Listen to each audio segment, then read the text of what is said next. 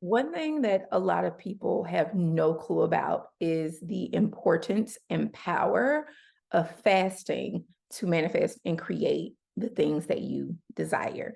We often hear fasting to be closer to God. We may fast for weight loss, we may fast for detox, but fasting to add gasoline or add fuel to your manifestation and what you're creating in the quantum realm is not often talked about. And so that's what I want to discuss with you today.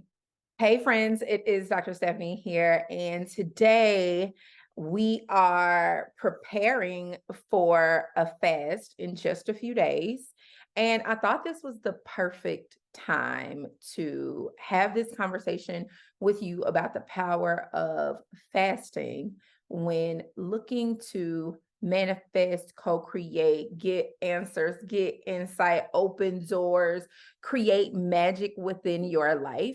I am going on a fast that's about 40 days starting on Sunday as I am looking to bring some things in the quantum realm into my physical 3D reality, as I have pretty much decreed and declared that 2024 is a year of certain things in my life.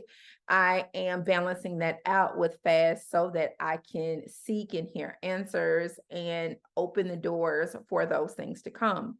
And one of the things, as a former religious girly, one of the things that I am very well aware of is the number of people who will fast as like an obligation, or they will fast because it's a part of their religious or cultural tradition, or they will fast to be closer to God. But very few people know that fasting is extremely powerful for speeding up the timeline of the things that we are calling into our physical awareness.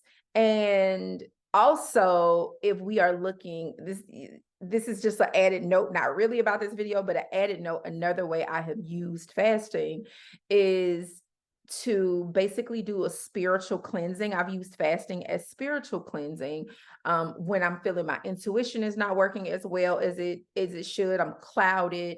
It will clear those things, right? So those are the two reasons. So if you pay attention in most holy text, when you combine fasting with faith, the things that they were holding faith for, the things that they were holding space for, came to them so much quicker. So, one of the examples that you'll find in the Torah is Esther, the story of Esther. And if you do not know the story of Esther, just like a sped up version, Esther saved her people. She was sent and captured, and as they were doing all women of a specific age, so the king could decide who would go to the harem and basically be there simply for his sexual pleasure. But he was taken with Esther and her beauty, and she became queen, but he was not aware that she was Jewish. And I don't remember what I should have read the story before I said it. I know the story, but I cannot remember what they thought she was, but he didn't know she was Jewish. And his like sidekick, the person who was helping him run the country, he had like a thing against the Jews and talked the king into signing this order to kill off all the Jews. So her people were going to get killed, and her family, the guy who raised her, showed up and basically petitioned and begged her to do something. But she was very well aware that even though she was queen, she could not just approach the king, Pharaoh, with this. She could not just approach him with this. So before she did so, she decided she was going to fast for a specific number of days. And she asked the others in the village, in the town, to do so as well. So as a collective, They fasted for a specific number of days. She did her cleansing, which I like to think of as spiritual cleansing. She did her cleansing of her body while she was fasting, consistently staying in prayer, keeping her mind and her heart on her people being saved. And long story short, she did the fast. She approached her husband. Her people were saved.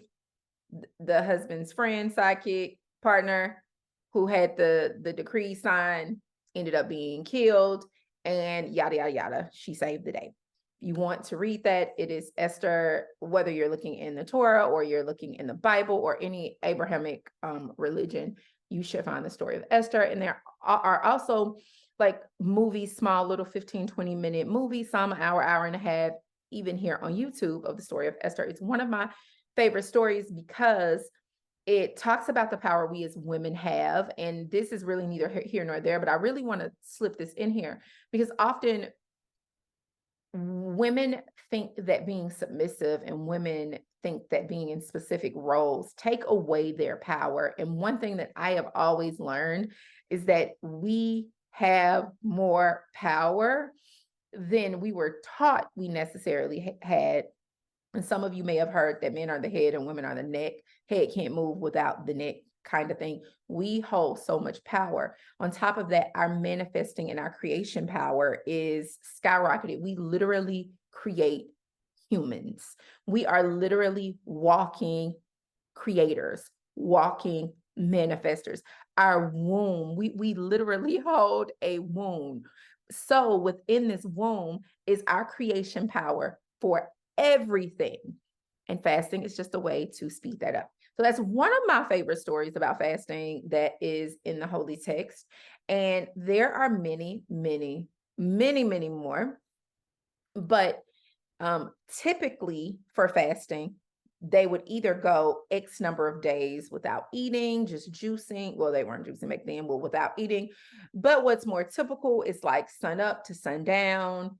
They're not eating during that period. And then you eat after sundown. You're not eating or drinking during that period. Now, if you are like, I take Adderall, and so before I take my Adderall, I need to eat because that's a lot. Like Adderall, you don't want to eat and it becomes this whole thing.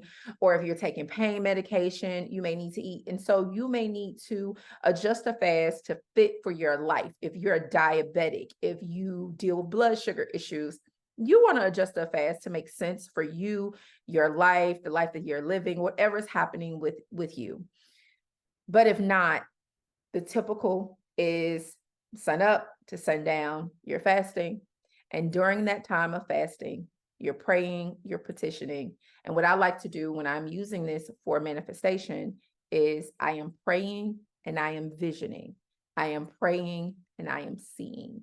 I am praying and I am feeling. I am praying and I am completely holding space for myself to be wrapped in whatever it is that I'm holding space and manifestation for. So if you were fasting for abundance, you want to be able to feel yourself wrapped in a blanket of abundance, knowing that you are carried and protected and held and all of those things. If you are fasting for love, you want to feel yourself covered in a blanket of love, knowing that you are held and you are carried in love. You guys follow. If it's for health, you want to feel yourself wrapped in the energy in a blanket of health, of perfect health, and feel that, right?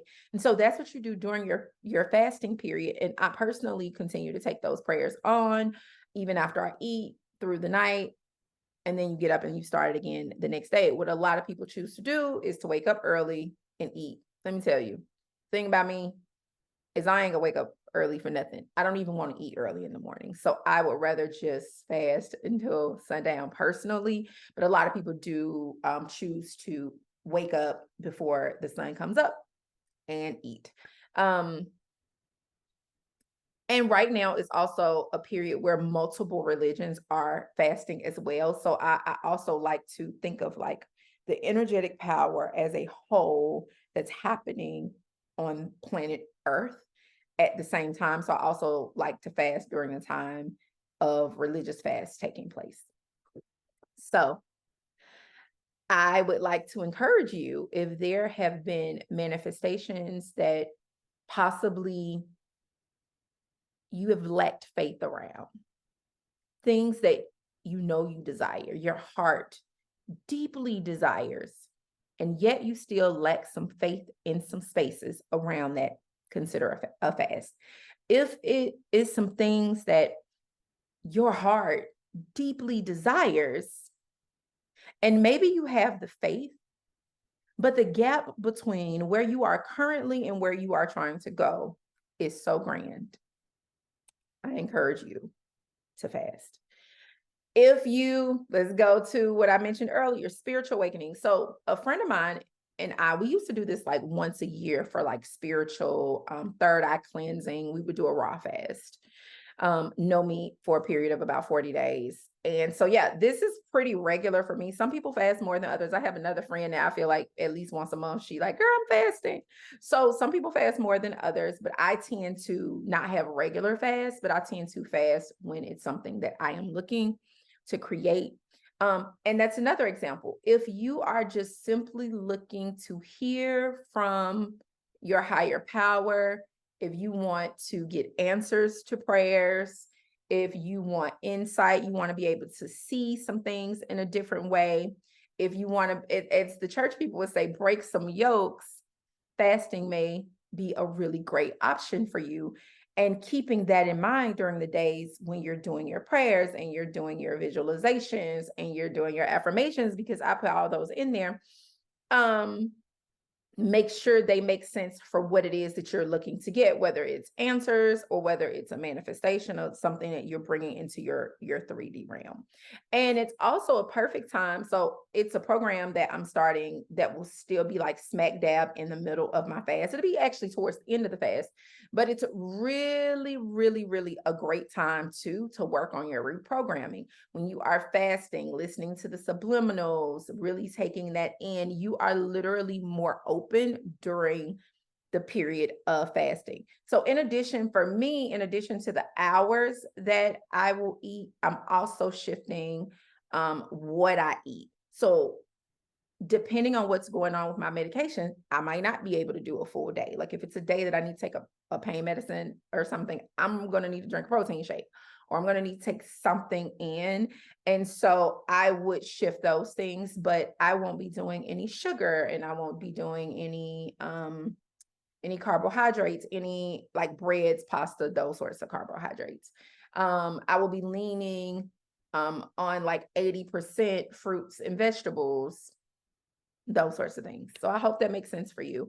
But I just want to encourage you, if there are things that you are looking to create, this is the perfect time. And if you want to fast for more than one thing, you absolutely can as well. I have one main thing that I'm fasting for, but in the last couple of weeks, something else has kind of come up. And so I will be fasting for a couple of things, for a couple of shifts to be made in my life. Like I said, I start on Sunday, but this is just to encourage you. I would love to hear from you, though, if you have fasted in order to create something or have had something miraculous be created or manifested in your fasting period. I would love to hear from you in the comment section below. And if you have been inspired to do a fast, I want to hear from you too. All right, guys, until next time, share this video with someone that you think the information may be helpful for, and I will talk to you guys on the next one.